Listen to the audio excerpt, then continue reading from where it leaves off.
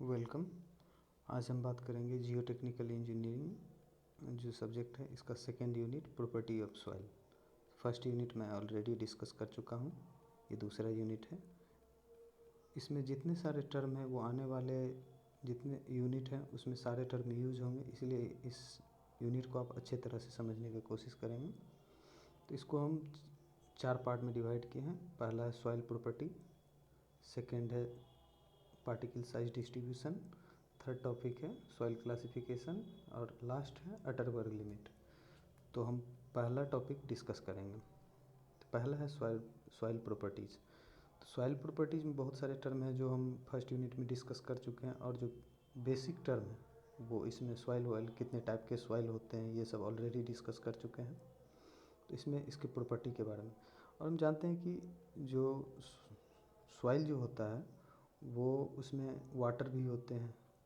Soil का यदि हम स्ट्रक्चर देखें तो उसमें वाटर भी होते हैं, एयर भी होते हैं और सॉइल होते हैं। तो उसको हम अच्छे से समझने के लिए उसको हम 3 पार्ट में उसको 3 पार्ट में डिवाइड किए हैं। तो उसमें सॉलिड भी होते हैं, वाटर भी होते हैं, एयर भी होता है। तो उसको फेज डायग्राम बोलते हैं। तो इससे हमको समझने में आसानी होती है। ठीक है। तो इसमें एक 3 फेज डायग्राम होता है, एक 2 फेज डायग्राम होता है। तो एक्चुअली ये सॉइल ऐसे होते नहीं, अलग अलग होते नहीं, वो सब मिक्स रहते, लेकिन हम समझने के लिए इसको ये। तो इसमें ये 3 फेज डायग्राम में तो सबसे नीचे सॉलिड होता है, इसके बाद वाटर, फिर एयर। तो हम लेफ़्ट में इसका ये वॉल्यूम ऑफ एयर हो गया, ये वॉल्यूम ऑफ वाटर, ये वॉल्यूम ऑफ सॉलिड। और ये वॉल्यूम ऑफ एयर और वॉल्यूम ऑफ वाटर को यदि हम मिला देंगे तो वॉल्यूम ऑफ वाइड होता है। तो वॉल्यूम ऑफ वाइड कहीं भी टर्म दिखे तो इसमें एयर और वाटर दोनों होते हैं। ऐसा नहीं है जो सिर्फ वॉल्यूम ऑफ वाटर ही होता है, ऐसा नहीं। यदि तीनों को मिला देंगे तो वॉल्यूम ऑफ टोटल वॉल्यूम हो जाएगा। इसी तरह वेट ऑफ एयर, ये शायद वेट को डिनोट करते हैं। तो वेट ऑफ एयर तो निग्लेजिबल होता है, इसलिए इसको 0 ले लेते हैं। इसके बाद वेट ऑफ वाटर, फिर वेट ऑफ सॉलिड। यदि 2 फेज डायग्राम में देखें तो सॉलिड सब में होगा, सॉलिड होगा वाटर होगा। यदि वाटर नहीं रहे तो एयर रहेगा, तो सॉलिड एयर। तो इस दोनों को 2 फेज डायग्राम बोलते हैं। तो जिसमें सॉलिड के साथ वाटर प्रेजेंट हो तो उसको सेचुरेटेड बोलते हैं, जिसमें सॉलिड के साथ एयर हो, वाटर ना हो, तो उसको ड्राई स्टेज बोलते हैं। तो ये टर्म है, जैसे VT total volume of soil, भी volume of void, volume of water, volume of air और वेट ऑफ वाटर। तब यदि इसका डेफिनेशन देखें फेज डायग्राम का, था a soil mass is 3 phase system that में consist water, solid, air which do not occupy separate नहीं होता है, but are mix with each other in definite proportion. Separate representation of this phase is known as phase diagram. ठीक है। अब यदि हम बात करें तो इसमें बहुत सारे प्रॉपर्टी होते हैं, टोटल 8 प्रॉपर्टी होते हैं जो हम समझेंगे। तो सबसे पहला है वाटर कंटेंट, जिसे मॉइस्चर कंटेंट भी कहते हैं, इसको स्मॉल w से डिनोट करते हैं। सेकंड है वॉइड रेशियो, इसके बाद पोरोसिटी स्मॉल n से डिनोट करते हैं। इसके बाद डिग्री ऑफ सेचुरेशन, फिर air content, percentage of air void जिसको Na से डिनोट करते हैं, एयर कंटेंट को Ac से, यूनिट वेट, डेंसिटी और स्पेसिफिक ग्रेविटी जो G से डिनोट करते हैं। तो ये सब आपको ध्यान रखना है। यदि हम बात करें वाटर कंटेंट की, तो आपको मैं फेज डायग्राम बताया था, क्योंकि सारा जो इसमें रोल प्ले करता है फेज डायग्राम। तो सबसे नीचे सॉलिड होता है, ये वाटर, ये एयर, ये volume of air, volume of water, volume of solid, इसको वॉल्यूम ऑफ वॉइड बोलते हैं। ये weight of air, wait of water, wait of solid. ठीक है, ये वेट ऑफ सॉइल नहीं है। यदि वेट ऑफ सॉइल रहेगा तो मतलब टोटल वेट हो गया, सॉइल में सभी आ जाते हैं तो इसीलिए इसको टोटल वेट भी बोलते हैं। तो इसमें weight of water plus weight of solid आ जाते हैं। ठीक है, तब देखिए वाटर कंटेंट है तो हम यहाँ पे ध्यान रखेंगे, यदि वाटर कंटेंट रहेगा, वाटर है तो इसको हम किससे कंपेयर करेंगे, तो सॉलिड से करेंगे। वेट ऑफ वाटर को सॉलिड से कंपेयर करेंगे तो ये वाटर कंटेंट।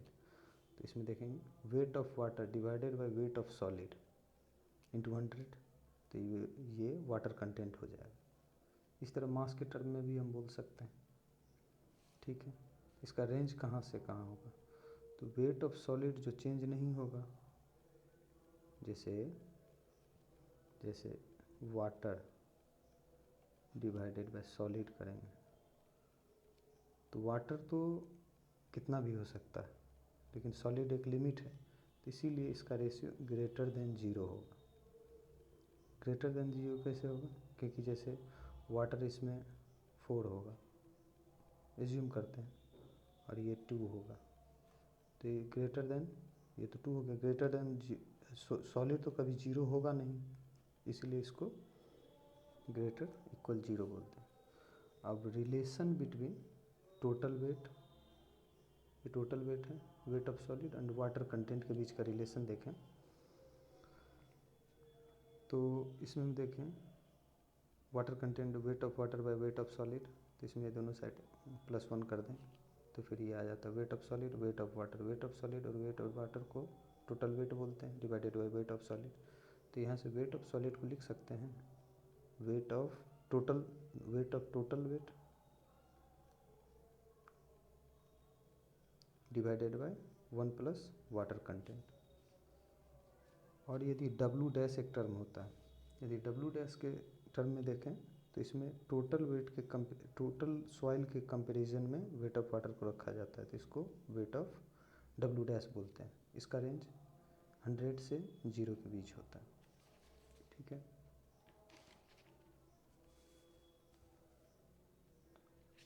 अब यदि हम इसका रिलेशन देखें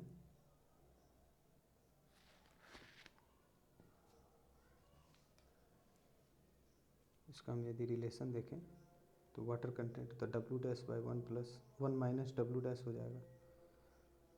तो यदि इंजीनियरिंग में हम यूज़ देखें तो सबसे ज़्यादा यूज वाटर कंटेंट का ही होता है, ना कि डब्ल्यू डैश का होता है, क्योंकि वो चेंज होते रहता है, क्योंकि वो टोटल सॉइल के रिस्पेक्ट में है। तो यही बात यहाँ लिखा हुआ है, weight of solid is stable quantity in compare to total weight of soil because it does not change in weight of water, hence engineering significance of water containing more than W dash. अब इसके बाद void ratio देखते हैं। तो void ratio, void किस में होता है, वॉइड किस किस को बोलते हैं, volume of void, volume void में वेट ऑफ एयर और वाटर दोनों आ जाता है। तो जब हम वॉइड की बात करें, वॉइड रेशियो किसके रिस्पेक्ट में, सॉलिड के रिस्पेक्ट में, तो जैसे वॉइड रेशियो दिखेगा तो volume of void divided by volume of solid, तो volume of void divided by volume of solid, तो ये वॉइड रेशियो यदि टोटल सॉइल के रिस्पेक्ट में हो जाएगा तो पोरोसिटी हो जाएगा। ठीक है, ये परसेंटेज में नहीं होता है, क्यों नहीं होता है, क्योंकि ये रेशियो है। ठीक है, ये पोरोसिटी हो गया volume of void divided bye total volume of soil. ठीक है, तो इसका रेंज ग्रेटर देन 0 होगा, कभी 0 होगा नहीं, हमेशा ग्रेटर देन ही 0 होगा। इसका रेंज 100 से 0 के बीच होता है। यदि इसमें रिलेशन देखें, इसमें यदि हम रिलेशन देखें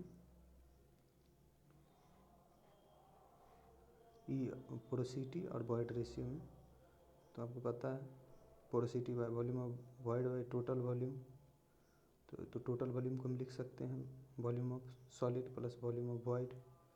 तो इसमें वॉल्यूम ऑफ वॉइड को कॉमन ले लेंगे तो डिवाइड कर देंगे तो ये आ जाएगा वॉल्यूम ऑफ, ये volume of void divided by volume of solid, तो ई नीचे आ जाएगा 1/E+1, तो इसको लिख सकते हैं पोरोसिटी बराबर E/1 + E। इसी तरह हम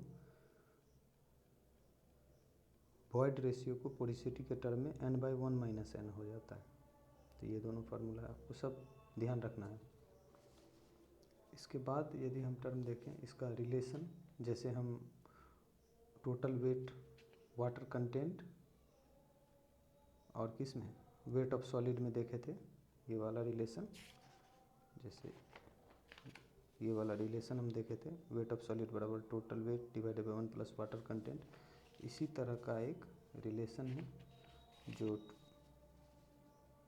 total volume of solid and void ratio में, इसमें भी वही टर्म होता है सेम, जैसे इसमें लिखे थे हम, जैसे इसमें लिखे थे,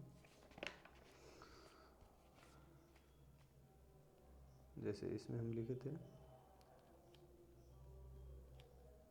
वेट ऑफ सॉलिड बराबर क्या लिखे थे total weight bye 1 plus water content. इसी तरह वॉल्यूम ऑफ सॉलिड बराबर total volume divided bye 1 plus porosity, ये सेम टर्म है।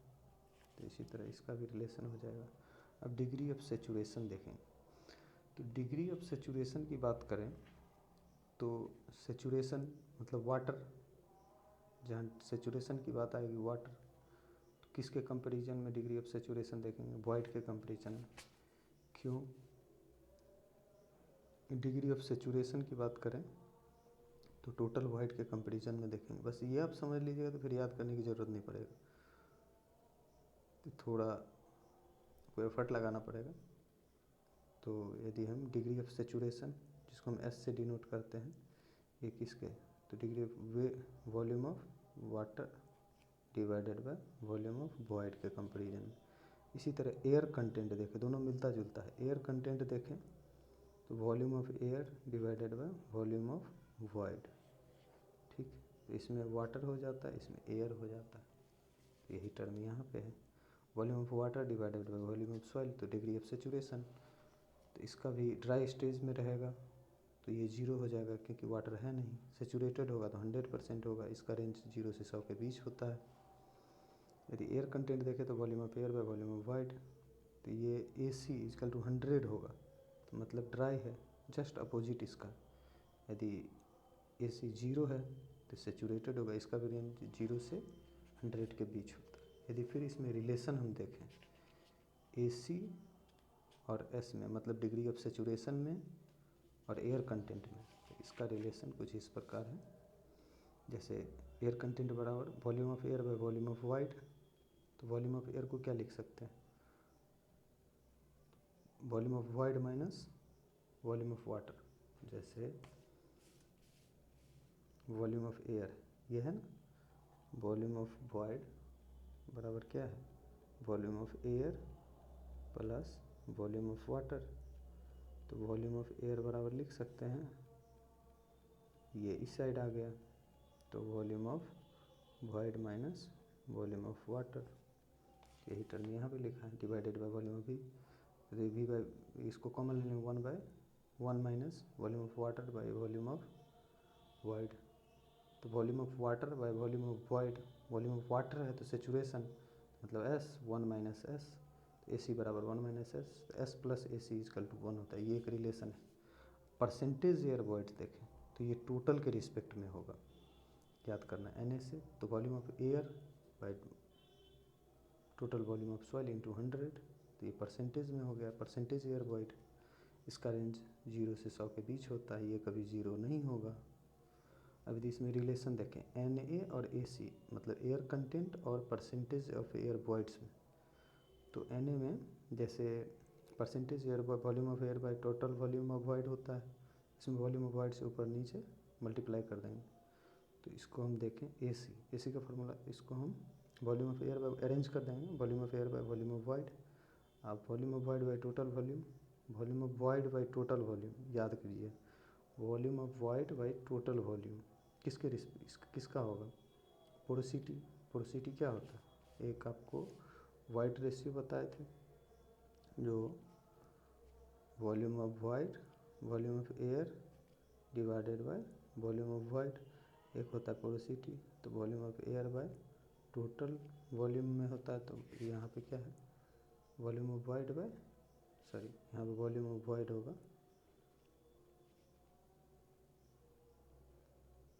Volume of void by total volume,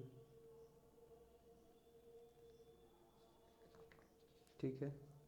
sorry यहाँ पे वॉल्यूम ऑफ सॉलिड होगा, volume of void by total volume, यहाँ पे वॉल्यूम ऑफ सॉलिड, तो volume of volume of void by volume of solid, तो ये हो जाएगा वॉइड रेशियो, और volume of void by total volume ये हो जाएगा आपका पोरोसिटी, यही है volume of void by total volume, तो ये हो गया आपका पोरोसिटी, और ये होगा एयर कंटेंट, तो N is equal to A C into N, यहाँ पर लिखा भी हुआ। इसके बाद हम देखें यूनिट वेट और डेंसिटी, तो यूनिट वेट बराबर क्या था, वेट बाय वॉल्यूम, ठीक है, वेट बाय वॉल्यूम, तो weight W is equal to M G होता है, तो G acceleration due to gravity होता है, तो ये मास का के जी, और मीटर सेकेंड माइनस टू ये आपका होता है ग्रेविटी का बाई मीटर क्यूब, तो इसको के जी मीटर सेकेंड माइनस टू, इसको न्यूटन पर मीटर क्यूब भी लिख सकते हैं। जैसे unit weight of water 9801 Newton per metre cube, इसमें हम किलो न्यूटन लिखें तो इंटू 10⁻³ करेंगे तो 9.81 kilo newton per metre cube हो जाएगा, ये हो गया यूनिट वेट। यदि हम फिर डेंसिटी की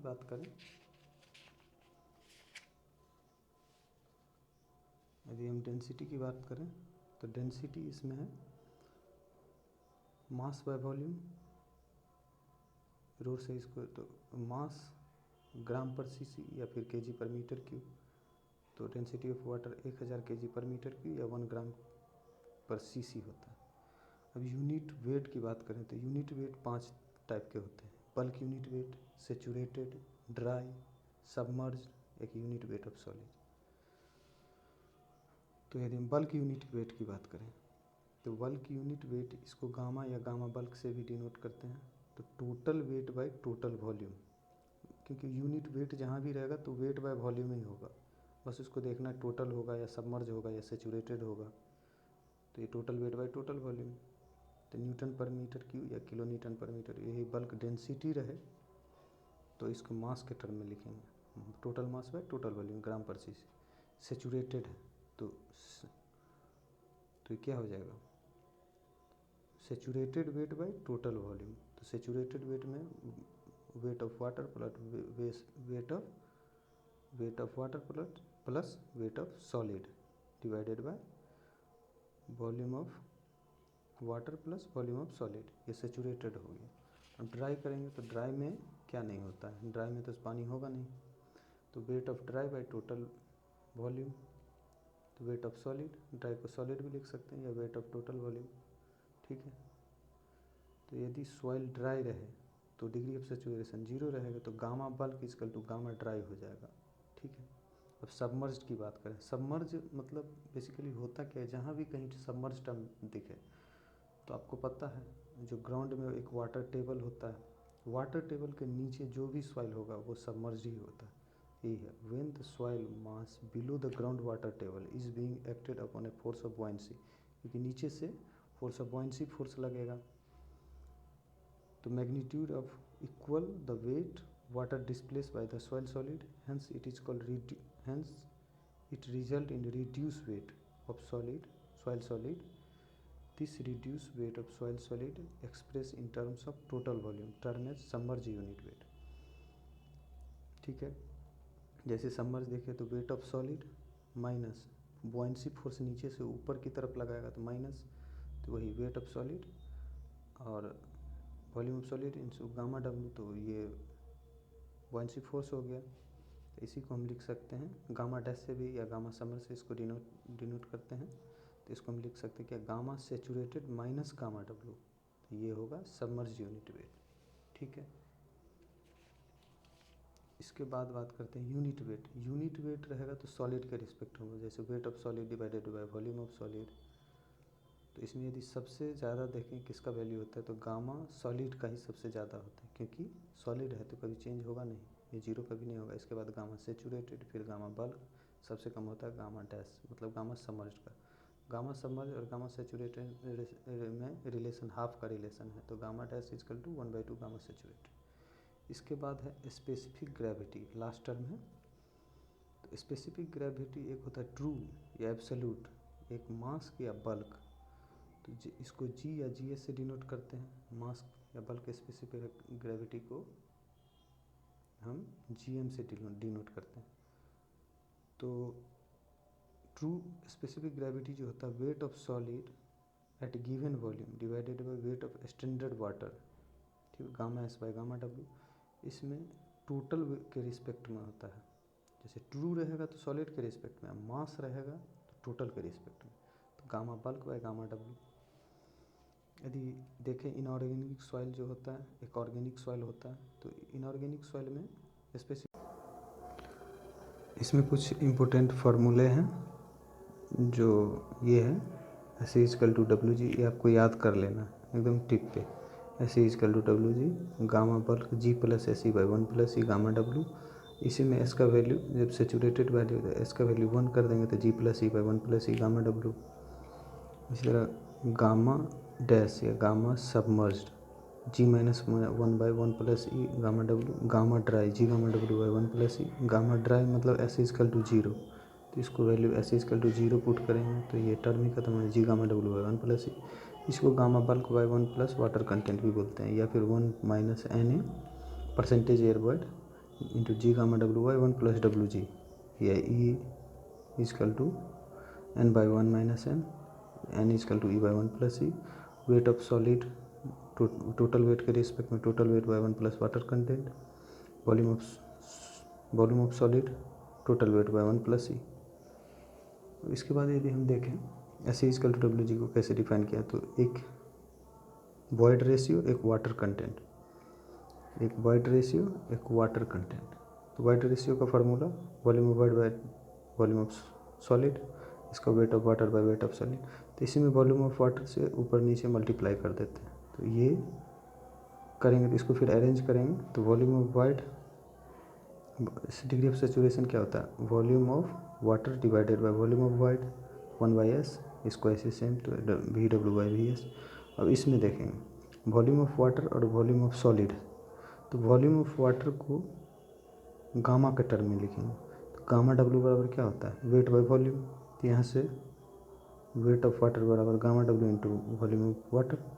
इसी तरह वेट ऑफ सॉलिड को भी, तो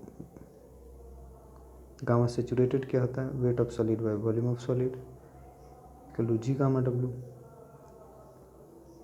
तो यहाँ से हम वेट ऑफ सॉलिड को लिख सकते हैं G into volume of solid into gamma W. तो यहाँ से फिर वेट ऑफ सॉलिड और वेट ऑफ वाटर को टर्म पुट कर देंगे तो इसमें, तो ये दोनों टर्म सेम आ जाएगा, E S is equal to W G. ये हो गया आपका, ये टोटल यहाँ पे पार्ट है, यहाँ टोटल फिनिश हो जाता है। अब हम सेकेंड यूनिट का पार्ट 2 डिस्कस करेंगे, पार्टिकल साइज डिस्ट्रीब्यूशन। तो पार्टिकल साइज डिस्ट्रीब्यूशन में कुछ सारे टॉपिक हैं जिसको हम 1 बाय 1 देखेंगे। तो जैसे सॉइल जो है तो उसमें एक होता है फाइन ग्रेन सॉइल, एक होता है कोर्स ग्रेन सॉइल। फाइन मतलब छोटा, कोर्स मतलब उससे बड़ा। तो फाइन ग्रेन सॉइल को हम सिल्ट और क्ले में डिवाइड करते हैं, और कोर्स ग्रेन सॉइल को ग्रेवल और सैंड में। तो सबसे बड़ा कौन सा, ग्रेवल, फिर सैंड, सैंड से छोटा सिल्ट, सिल्ट से छोटा क्ले। यदि कोर्स ग्रेन सॉइल की बात करें साइज, तो इसका 0.075 mm से 80 mm के बीच होता है। ग्रेवल का साइज 4.75 mm से 80 mm, फिर सैंड उससे छोटा है तो 0.075 mm से 4.7 mm। इसके बाद इसका देखें सिल्ट का, तो 0.002 से 0.075, और क्ले का 0.002 mm से छोटा, मतलब 2 माइक्रोन। तो माइक्रोन, तो 1 माइक्रोन बराबर होता है, यदि 1 माइक्रोन बराबर बात करें तो 10⁻³ mm होता है, ठीक है।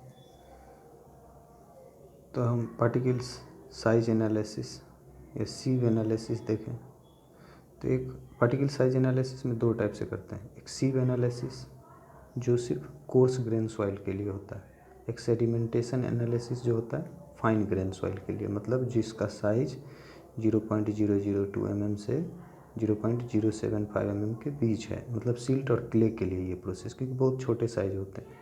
और सीव एनालिसिस, सीव मतलब चलनी, आप कभी साइट पे गए होंगे या फिर लैब में जाएंगे तो चलनी बना रहता है, जिससे हम मतलब डिक्रीजिंग ऑर्डर में उसको अरेंज करके फिर उसमें देते हैं, फिर उसको सेपरेट करते हैं साइज के अकॉर्डिंग, वो अपने आप सेपरेट हो जाता है।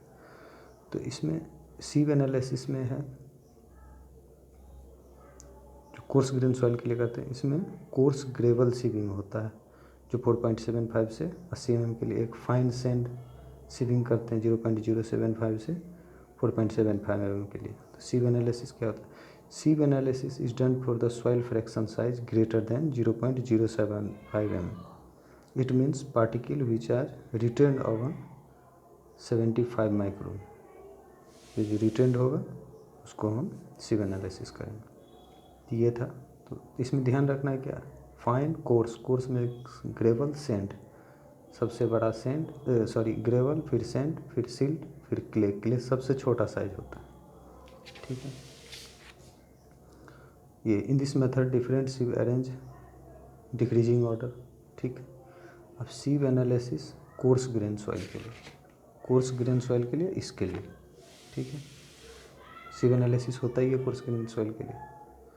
तो इसमें देखें यदि साइज के अकॉर्डिंग, एक होता है वेल ग्रेडेड, एक यूनिफॉर्मली ग्रेडेड, एक पुअरली या गैप ग्रेडेड होता है। वेल ग्रेडेड सॉइल जो होता है ना, जैसे ये बड़ा साइज है, फिर इससे छोटा, फिर छोटा, मतलब एक अरेंज में होगा, तो इसको वेल ग्रेडेड बोलेंगे। यूनिफॉर्मली ग्रेडेड होता है जो सेम साइज के पार्टिकल होते हैं, उसको यूनिफॉर्मली ग्रेडेड। और गैप ग्रेडेड जो होता है, जो जैसे बड़ा बड़ा अरेंज है फिर बीच में गायब है, जैसे छोटा 4.75 mm है, फिर उससे नीचे है, फिर कुछ साइज के है ही नहीं उसमें पार्टिकल, तो उसको गैप ग्रेडेड बोलते हैं।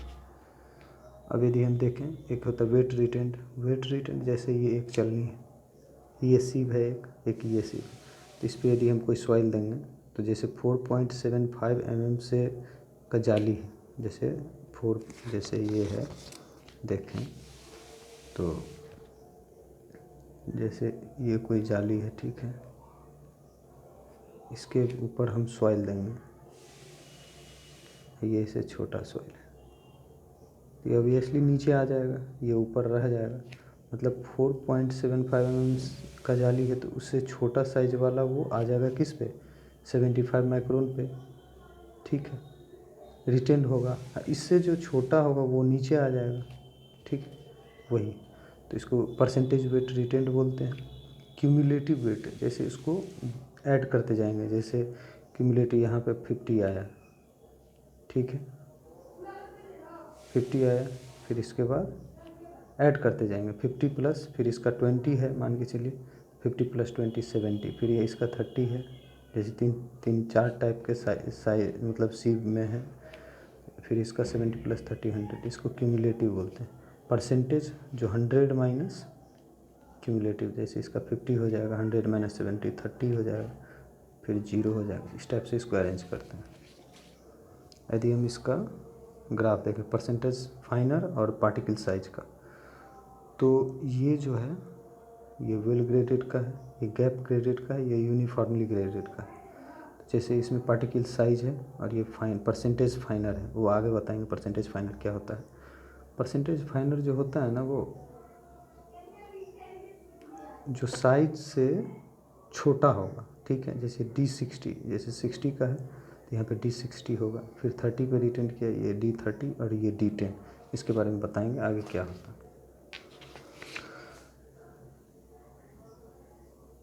अभी देखें percentage फाइनर, percentage particle that have size less then given size, ठीक है, D30, परसेंटेज फाइनर ऑफ 30%, इसी को कहते हैं particle size in mm such that 30% particle are finer than this size, मतलब 30% पार्टिकल पास कर जाएगा उस सीव से, ठीक है, 30% पार्टिकल पास कर जाएगा, तो रिटेन कितना होगा 70%।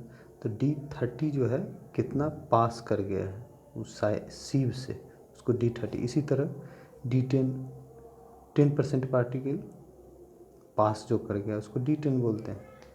इसको इफेक्टिव साइज भी बोलते हैं। D10 वाले साइज को हम इफेक्टिव साइज बोलते हैं। ये एलन हैजन के द्वारा एक साइंटिस्ट है। अब इसके बाद एक टर्म आता है कोफिशिएंट ऑफ यूनिफॉर्मिटी। तो कोफिशिएंट ऑफ यूनिफॉर्मिटी होता है कोफिशिएंट ऑफ कर्वेचर होता है, जिसको CC से डिनोट करते हैं। तो coefficient of uniformity particle size को बताता है और कोफिशिएंट ऑफ कर्वेचर शेप को बताता है, शेप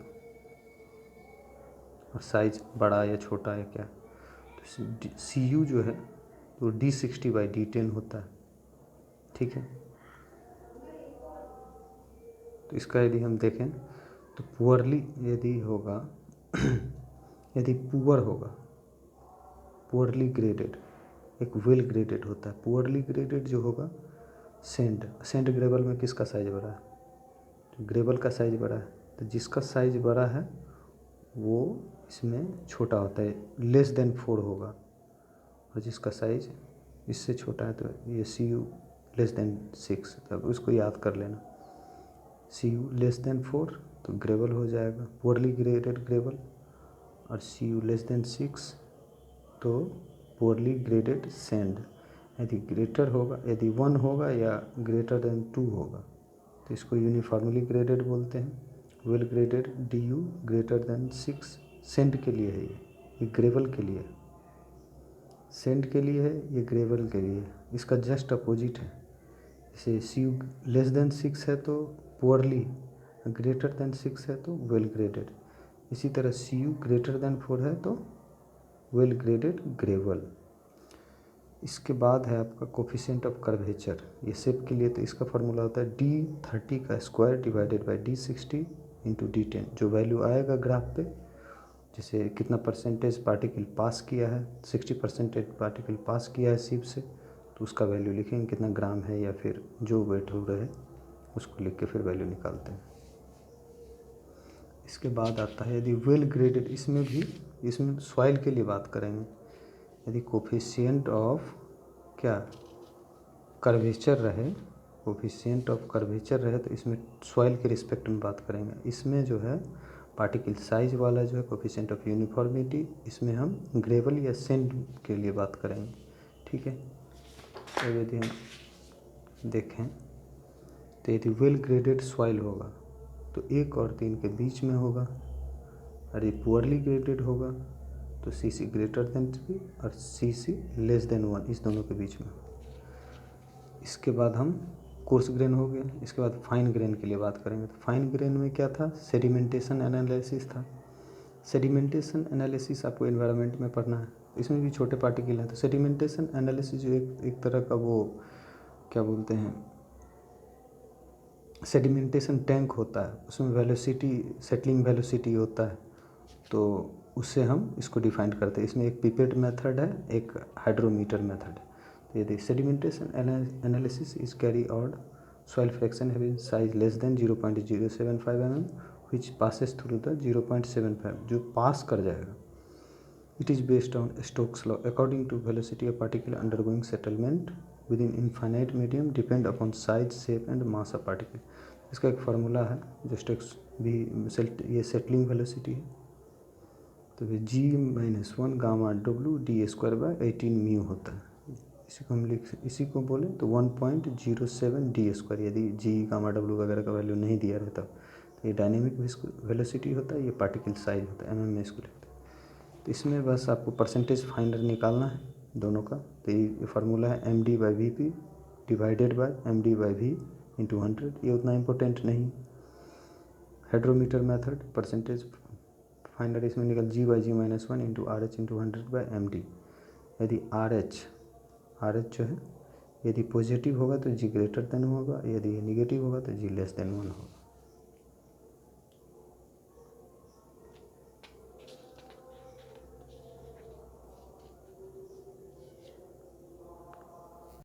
सॉइल क्लासिफिकेशन। तो सॉइल क्लासिफिकेशन मेनली इसमें जो हम डिस्कस करते हैं वो 3 टाइप का क्लासिफिकेशन है। जो देखिए, classification of soil is done to arrange into different group on the basis of engineering properties. Classification of soil can be done by any of the following method. एक particle size classification है, highway research board classification है, एक Indian standard classification system. जो आपको mainly ये आपके syllabus में ये सबसे ज़्यादा इंपॉर्टेंट, फिर भी हम इस दोनों को भी बताएंगे, ठीक है। तो पार्टिकल साइज क्लासिफिकेशन, ठीक। तो पार्टिकल साइज क्लासिफिकेशन जो इसमें जो करते हैं वो जो पहले भी हम डिस्कस किए थे, जो clay, silt, sand, gravel, cobble, boulders जो है वो उसमें। तो देखिए, तो सिल्ट जो है, जैसे सबसे बड़ा साइज बोल्डर, फिर गोबल्स, फिर ग्रेवल, सैंड, सिल्ट। तो इसमें क्या है, इसको पार्ट बाय पार्ट सब ग्रुप में डिवाइड किया है। जैसे बोल्डर का size greater then 300 mm, Goebbels का 80 से 300 के बीच होगा, और ग्रेवल का होता है, पहले भी डिस्कस किए थे, 4.75 से 80 mm के बीच में। तो ग्रेवल में भी fine gravel, course gravel, fine gravel का जो साइज़ होता है 4.7 से 20, और फिर 20 से 80 होता है कोर्स का।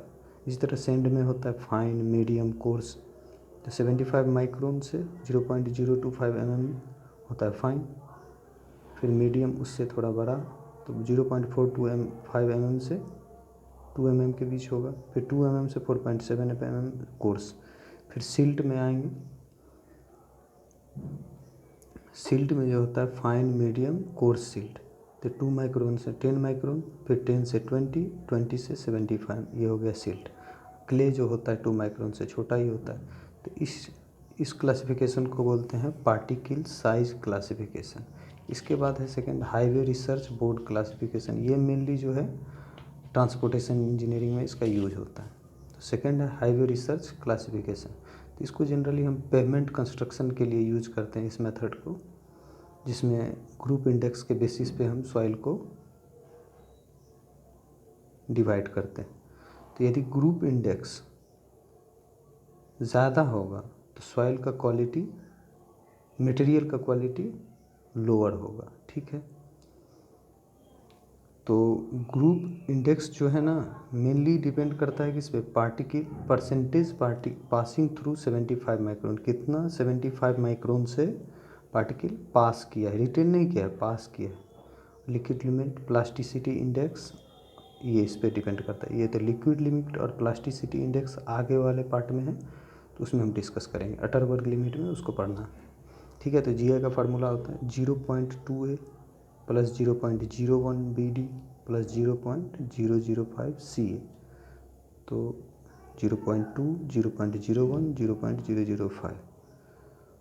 तो याद रखने का, जैसे इसमें देखो 0.1 के बाद फिर 0.2, 2 अंक के बाद है इसमें, फिर 0.3 अंक से पहले। तो इंक्रीजिंग ऑर्डर में फिर 215 है, 215 पहले A है, फिर B है, फिर C है, A B C, फिर यहाँ A, बच कौन गया D।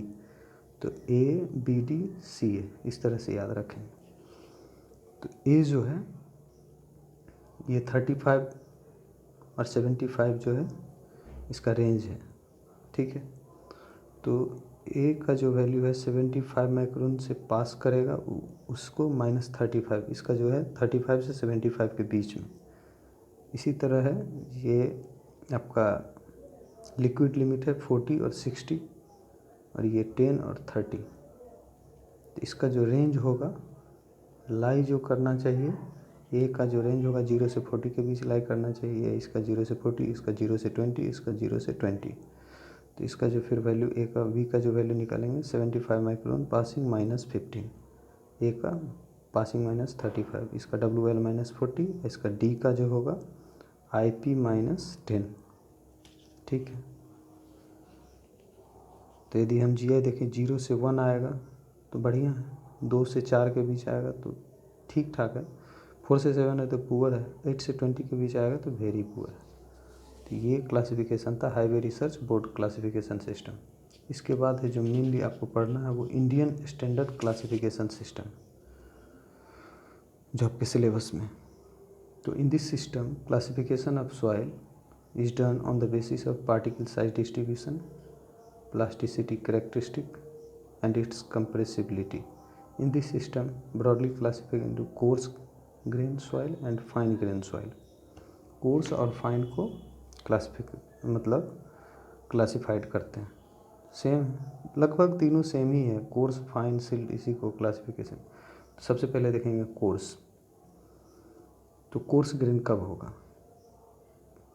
फाइन एक होता है कोर्स, क्या दिया सॉइल स्टर में coarse grain greater equal 50% soil fraction are greater than 0.075 mm, मतलब 0.75 माइक्रोन का सीव है, उस पर रिटेंड मतलब चलने के ऊपर 50% से ज़्यादा रह जाए, रिटेंड करे, तो उसको कोर्स ग्रेन सॉइल बोलेंगे। वही 50% से कम रिटेंड करे, मतलब ज़्यादा नीचे आ जाए, तो वो फाइन ग्रेन सॉइल हो जाएगा। तो इसमें क्या ग्रेटर इक्वल रिटेन, तो मतलब इस सीप पे 0.75 माइक्रोन, या इसको फिर लिख सकते हैं आप 75 माइक्रोन। इस पे जो रिटेंड करेगा 50% से ज़्यादा, तो वो कोर्स ग्रेन सॉइल हो। अब देखिए इसमें कुछ टर्म है, जैसे ग्रेवल को जी से डिनोट करते हैं, सबको सेम से, लेकिन सिल्ट को सिर्फ हम एम से डिनोट करते हैं, बस ये ध्यान रखना। बाकी सब इसे क्ले को सी से, वेल को डब्ल्यू से, पुअरली को पी से। यदि हम देखें कोर्स को, कोर्स में ग्रेवल और सेंड होगा, तो ग्रेवल कब होगा? जब ग्रेवल ज़्यादा होगा, सेंड कम होगा। सेंड कब होगा? जब सेंड ज़्यादा होगा, ग्रेवल कम होगा ऑब्वियसली। अब देखिए परसेंटेज फाइननेस आपको पहले भी बताया था। तो इसमें 3 केस लेते हैं। परसेंटेज फाइननेस 5% से कम होगा, एक 12% से ज़्यादा होगा, एक 5 और 12 के बीच होगा। तो यदि 5% होगा परसेंटेज फाइननेस, तो उसमें CU और CC चेक करेंगे, जो आपको पहले हम बताएं। IP आगे बताएंगे, बस अभी टर्म समझ लीजिए। उसमें चेक करेंगे IP प्लास्टिक इंडेक्स, इसमें CU CC IP सब चेक करेंगे 5 से 12 के बीच। ठीक है, अभी केस फर्स्ट देखते हैं, लेस देन 5% परसेंटेज फाइननेस वाला। तो परसेंटेज फाइननेस यदि लेस देन 5% होगा, तो कोर्स में सेंड और ग्रेवल होगा। तो ग्रेवल, सेंड और ग्रेवल में एक वेल सेंड होगा, एक पुअरली सेंड होगा। तो क्या बताए थे? तो इसमें CU और CC लेस देन 5 वाला, CU greater than 6, greater equal 6, तो वेल सेंड हो जाएगा। ठीक है, आपको बताए भी थे, जैसे CU को चेक करना रहेगा तो ग्रेवल और सेंड में चेक करते हैं, और यदि CC को करेंगे तो इसमें भी करेंगे। ठीक है, वो तो देखिए CU ग्रेटर इक्वल 6 वेल होगा, लेस देन पुअर होगा। CC 1 से 3 के बीच में होगा, तो क्या होगा? वेल सेंड होगा। इसमें CC ग्रेटर देन 3 और CC लेस देन 1, इसमें पुअरली सेंड होगा। इसी तरह ग्रेवल में CU ग्रेटर देन 4 और CU लेस देन 4 पुअर होगा, और 1 से 3 के बीच में। और ये पूरा सॉइल के लिए, ये एक्चुअली टोटल सॉइल के लिए, ग्रेवल और सेंड के लिए। ठीक है, तो ये वेल और पुअरली के लिए बेसिकली CC। ठीक है, तो अब इसको लिखते कैसे हैं? तो वेल सेंड, ठीक है, वेल सेंड देख लीजिए, वेल सेंड। तो सेंड में कौन सा वेल सेंड है? तो जो बाद में आएगा उसको पहले लिखेंगे। ठीक है, लिखते पहले हैं सेंड वेल, लेकिन बोलते हैं वेल सेंड। तो SW, इसको SP, इसको GW, इसको GP। ऐसे GP कहीं भी लिखा रहता, आपके दिमाग में आना चाहिए वेल ग्रेवल है। ठीक है, इसके बाद सेकंड केस आता है ग्रेटर देन 12%। इसमें IP चेक करते हैं, इसमें भी सेंड और ग्रेवल होता है। तो इसमें सेंड ग्रेवल में सिल्टी क्लेई। ठीक है, तो इसमें वेल और पुअर। सिल्टी क्लेई में क्या होता है? IP लेस देन 4 होगा तो वो सिल्टी होगा, IP ग्रेटर देन 7 होगा तो क्लेई होगा। इस दोनों में सिल्टी और क्लेई में सबसे छोटा साइज है किसका? क्लेई का। इसके बाद सिल्ट का होता है। ठीक, तो इसको क्या लिखेंगे? SM, इसको SC लिखेंगे। ग्रेवल सिल्टी, सिल्ट को हम किससे डिनोट करते हैं? M से। तो इसलिए लेस देन 4 और IP ग्रेटर देन 7, तो GC और GM सेकेंड केस है। थर्ड केस क्या है, यदि 5 और 12 के बीच में होगा, परसेंटेज ऑफ फाइनेंस 5 और 12, तो इसमें सब चेक करेंगे, CU CC IP जितना है सब। तो देखिए इसमें सबसे पहले सेंड ग्रेवल, फिर सेंड को वेल पुअरली, वेल को सिल्टी क्लेई, इसको पुअरली को भी सिल्टी क्लेई, सेम इसी तरह। इसको लिखेंगे कैसे, जैसे SW SM, SW SM, जैसे well send silty send, well send and silty send, ठीक है। तो वेल SW हो गया, फिर SM ऊपर से ही आएंगे, SW SM, फिर SW SC, इसी तरह पुअरली में हो जाएगा सब चेक करके। तो इसमें क्या होगा, SP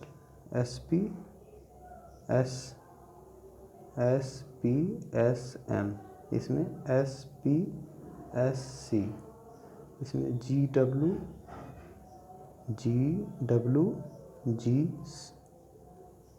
GC, क्लेई में क्या हो जाएगा,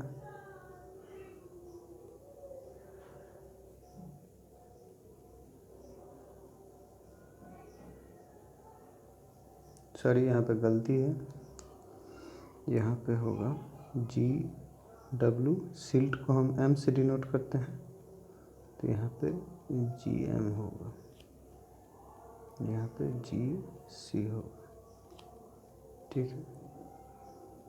तो यहाँ पे हो जाएगा GW GM, फिर इसको लिखेंगे GW और GC, इसी तरह PGP GM, फिर GP GC, इस तरह इसको लिखें। इसके बाद है fine grain soil. Fine grain soil जैसे आएगा तो इसमें प्लास्टिसिटी चार्ट के बारे में डिफाइन किया। तो फाइन सेंड कब होगा, जैसे उस पर रिटेंट 50% से कम करेगा 75 माइक्रोन सीप पे, तो इसमें एक IP होता है प्लास्टिक इंडेक्स, तो WL माइनस WP, जैसे अटरबर्ग लिमिट जो अगला है तो उसमें आपको ये समझ में आ जाएगा। तो IP हो जाएगा WL minus WP, liquid limit minus plastic limit. A line equation है इसमें 0.73 WL माइनस 20, इसको ही IP बोलते हैं। ये आपका जो है, तो एक यू लाइन इक्वेशन है 0.90 WL माइनस 8। तो इसमें प्लास्टिसिटी चार्ट जो है, तो उसमें एक्स एक्सिस पे इसको लिक्विड लिमिट रखते हैं और इस पे प्लास्टिक इंडेक्स रखते हैं। तो लिक्विड लिमिट में ये 20 है, 35, 50 है, ठीक है। तो ये जो ए लाइन है, ए लाइन ये आपका ए लाइन है, तो इसके नीचे जितने भी आएंगे वो सिल्ट होंगे या फिर ऑर्गेनिक सॉइल हो। अब देखते हैं, यदि लिक्विड लिमिट लेस देन 50, तो ये लो कंप्रेसिबल होगा, ये इंटरमीडिएट कंप्रेसिबल होगा, इस दोनों के बीच में ये हाई कंप्रेसिबल होगा, तो इसको लो कंप्रेसिबल बोलते हैं। ये इंटरमीडिएट क्ले, अच्छा सॉरी, नीचे रहेगा सिल्ट होगा या ऑर्गेनिक सॉइल, ऊपर रहेगा क्ले या ऑर्गेनिक, तो low clay, intermediate clay, high clay, इसके नीचे होगा सिल्ट, तो हाई सिल्ट या ऑर्गेनिक सिल्ट, हाई ऑर्गेनिक या इंटरमीडिएट सिल्ट या इंटरमीडिएट ऑर्गेनिक, ठीक है। तो ये इसको बोलते हैं। तो सबसे पहले आपको निकालना हो इसमें फाइन ग्रेन में, तो सबसे पहले IP चेक करेंगे। जैसे इसका वैल्यू आ गया एग्जाम्पल, जैसे इसका वैल्यू आ गया एग्जाम्पल मान के चलिए 30, इसका आया 60, ठीक है, बस एग्जाम्पल बता रहे। तो ये इस पर ये 30 है, ये 30 है, 60 IP कितना आ गया, ये IP इससे ज़्यादा आ गया, मतलब ये ऊपर होगा, ऊपर हो गया, तो ऊपर जैसे ही होगा तो ये किस में आ जाएगा, क्ले वाले पार्ट में होगा। एक दो क्वेश्चन आप बनाइएगा तो पूरा अच्छे से क्लियर हो जाएगा। तो ये था आपका थर्ड पार्ट। अब लास्ट पार्ट, फोर्थ पार्ट है अटरबर्ग लिमिट। अटरबर्ग लिमिट में हम देखते हैं, ये इसको कंसिस्टेंसी ऑफ सॉइल भी बोलते हैं। तो कंसिस्टेंसी ऑफ सॉइल जो होता है वो डिग्री ऑफ फर्मनेस, मतलब सॉइल जो है कितना सॉफ्ट है या स्टिफ है या हार्ड है, इसको रिप्रेजेंट करता है, या फिर स्ट्रेंथ को भी रिप्रेजेंट करता है। तो कंसिस्टेंसी ऑफ सॉइल, तो इसको हम बोल सकते हैं it represent the case of deformation, it is also denote the degree of firmness of soil which may be termed as soft, stiff or hard. Indirectly it is represent strength of soil. It is term used only for fine grain. अच्छा, मतलब ये सिर्फ fine grain soil के लिए use करेंगे consistency of soil, and it is related with water content. इसीलिए हम ए line equation वाला जो फाइन ग्रेन के लिए ही था, ठीक है। तो ये इसमें ये एक चार्ट है जिसमें वॉल्यूम और वाटर कंटेंट के बीच में, तो ये सेचुरेशन है, तो ये लिक्विड स्टेज है, ठीक है, ये लिक्विड स्टेज है। तो लिक्विड स्टेज में पानी ज़्यादा रहता है, इसमें से थोड़ा पानी हम निकाल देंगे तो ये प्लास्टिक स्टेज हो जाएगा। प्लास्टिक स्टेज के बाद यदि थोड़ा हम पानी और इसमें से निकालेंगे तो ये थोड़ा सेमी सॉलिड हो जाएगा, मतलब पानी अब निकालेंगे तो उसका स्ट्रक्चर वाटर जो होता है वो सॉइल में एक पानी होता है सॉइल के ग्रेन्स में, यदि वो निकल जाए तो स्ट्रक्चर सॉइल का प्रॉपर्टी डिस्ट्रॉय हो जाता है, तो वो फिर श्रिंकेज हो जाता है। ये लिक्विड लिमिट है, ये प्लास्टिक लिमिट, ये श्रिंकेज लिमिट, और ये WL पे वॉल्यूम ऑफ लिक्विड है, volume of plastic, volume of dry volume है, ठीक है। तो इसको अटरबर्ग ग्राफ भी बोलते हैं।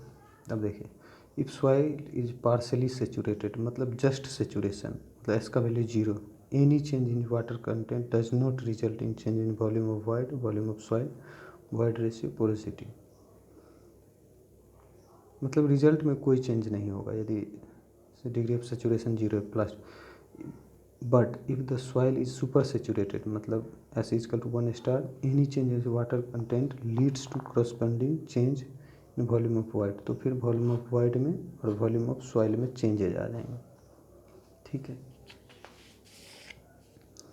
Atterberg analyse consistency of soil in 4 stage, एक लिक्विड, प्लास्टिक, सेमी सॉलिड और सॉलिड स्टेज। तो एक्चुअली इसमें जो है 4 स्टेज में डिवाइड किया है, लिक्विड, प्लास्टिक, सेमी सॉलिड और solid, liquid, plastic, semi solid और सॉलिड, ठीक है। अब कंसिस्टेंसी लिमिट क्या होता है, तो water content at which soil passes from the one stage, जैसे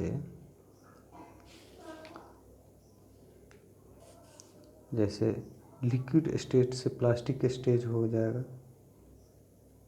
तो इसको कंसिस्टेंसी लिमिट या अटरबर्ग लिमिट बोलते हैं, ठीक है। तो मेनली इसको 3 पार्ट में बोला गया है।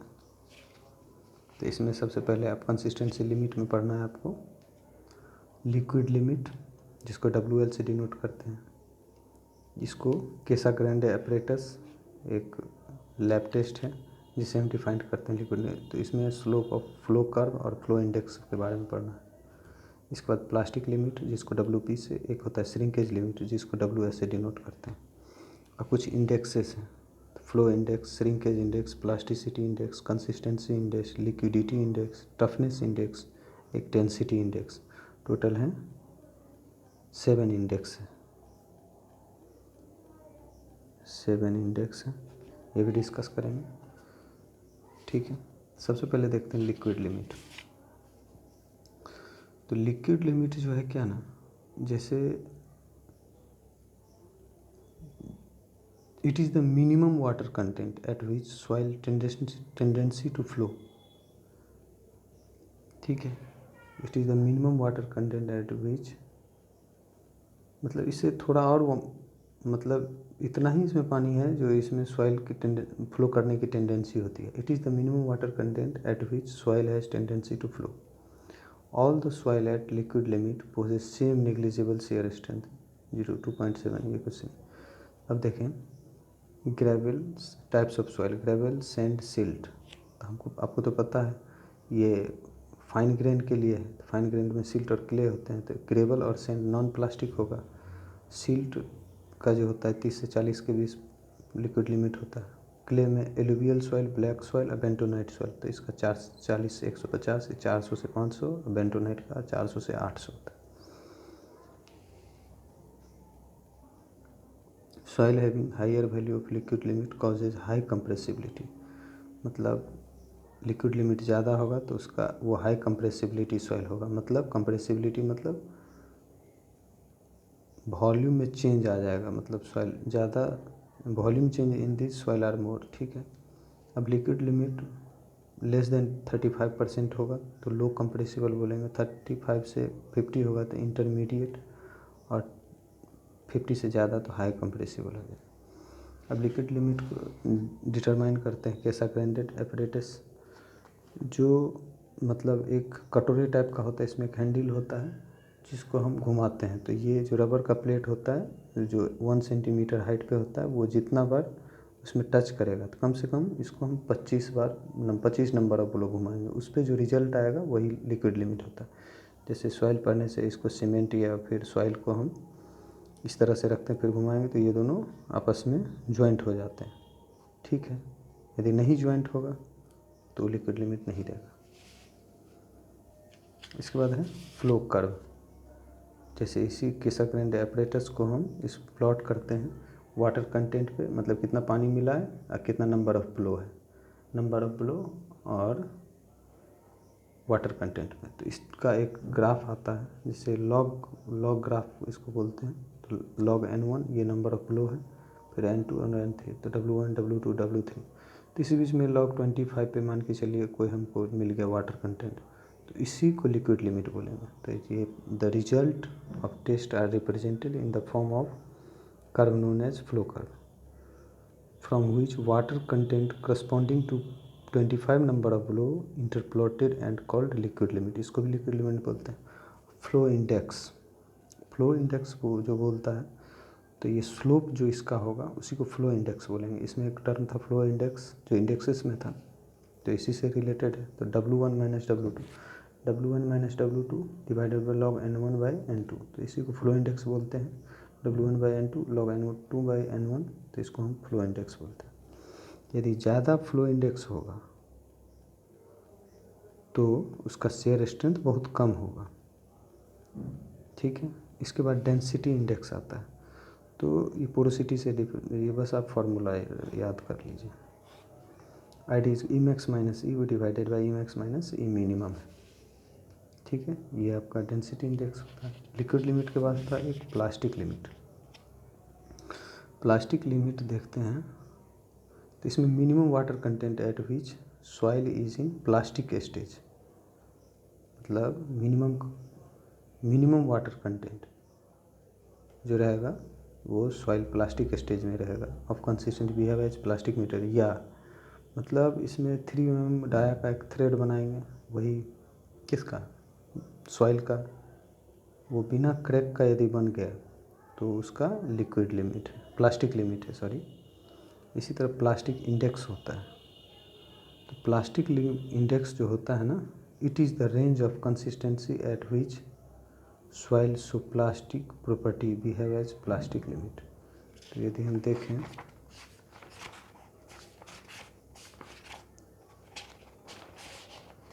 जैसे हम इसको समझने के लिए हम समझें, तो जैसे प्लास्टिक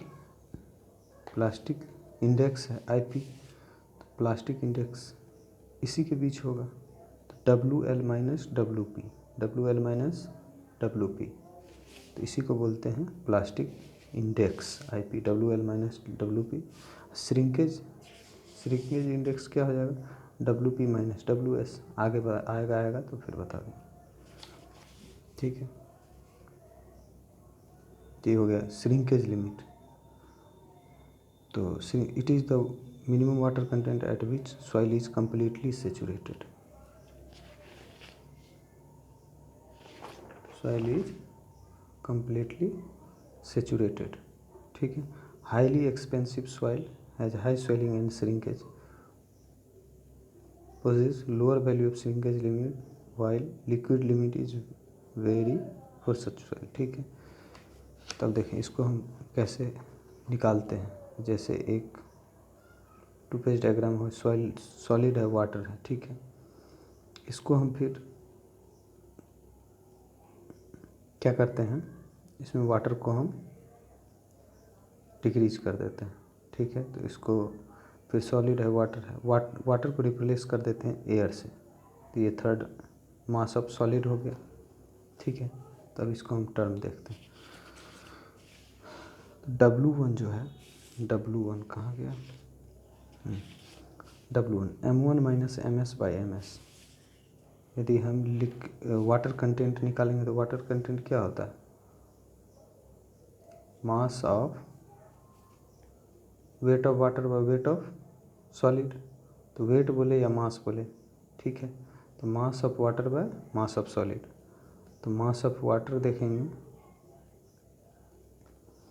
तो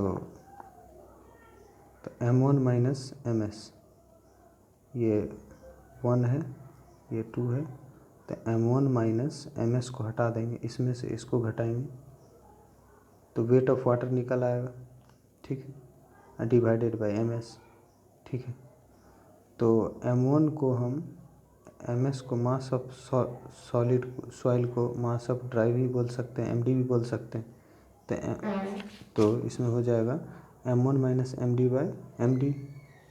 ठीक है, तो MD को MS लिख सकते हैं, VD इजकल टू V2 लिख सकते हैं, VD is equal to not VS, क्योंकि वॉल्यूम सेम नहीं होगा। तो इसी को WS is equal to shrinkage limit जो होगा W1 minus del V rho W by MS, ये याद कर लीजिएगा फार्मूला। इसको लिख सकते हैं W1 minus V1 minus VD rho W by MS। ठीक है, इसी को भी लिख सकते हैं shrinkage rho W by rho D minus 1/G। इसी को भी लिख सकते हैं 1/R माइनस 1/G। तो श्रिंकेज रेशियो है gamma D by gamma W, ये श्रिंकेज रेशियो है। ठीक है, इसके बाद आता है श्रिंकेज इंडेक्स। तो श्रिंकेज इंडेक्स जो है आपको अभी बताया था, it is the range of consistency in which shows semi solid property. जैसे आपको बताया था श्रिंकेज लिमिट, तो श्रिंकेज लिमिट क्या हो जाएगा, WP minus WS, semi solid में ही होता है। ठीक है, तो WP minus WS। Types of soil, अब प्लास्टिक इंडेक्स 0 देखें तो ये सब में तो 0 ही होगा, क्योंकि ये फाइन ग्रेन सॉइल के लिए। तो सिल्ट और क्ले में देखेंगे 0 से 15 के बीच हो, 0 से 15 के बीच होगा तो सिल्ट होगा। इसमें एलुवियल और ब्लैक सॉइल के लिए होता है। 15 से 100 के बीच एलुवियल क्ले के लिए हो जाएगा, ब्लैक सॉइल के लिए 100 से 250 के बीच यदि रहेगा तो ब्लैक सॉइल हो जाएगा। और यदि देखें IP यदि 0 होगा, प्लास्टिक इंडेक्स यदि 0 होगा तो नॉन प्लास्टिक होगा, लेस देन 7 होगा तो लो प्लास्टिक होगा, 7 से 17 होगा तो मीडियम प्लास्टिक होगा, और ग्रेटर देन 7 होगा तो हाई प्लास्टिक होगा। तो ये था आपका सेकेंड यूनिट, जो आपका यहीं पे एंड होता है। ठीक है, थैंक यू। आप इसको बार बार रिवीजन कीजिए तो आपके कंसेप्ट क्लियर होंगे।